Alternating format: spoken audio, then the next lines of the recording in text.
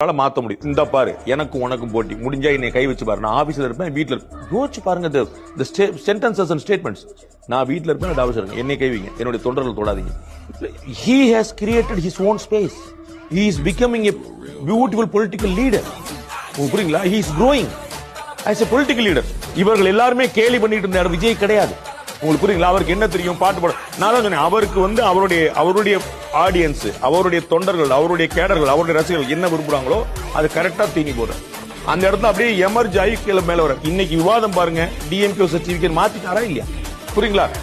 அங்க விவாதம் என்ன வந்துச்சு? ஏடிஎம்கே டிஎம்கே தானே இருந்துச்சு. அது அப்ப 41 விஜய் அவர்கள் பியூட்டிஃபுல்லா ஸ்கோர் பண்ணார்.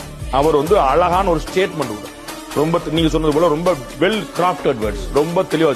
அதுல 1 வருத்தம், 2 சந்திப்பேன், 3 சிஎம்க்கு எச்சரிக்கை, 4 என்னைய தொட்டு பாருங்கிற ஒரு போல்டு ஸ்டேட்மெண்ட், 5 ஸ்ட்ராங்கா நம்ம வருவோம் அப்படின்ற மெசேஜ். Purely political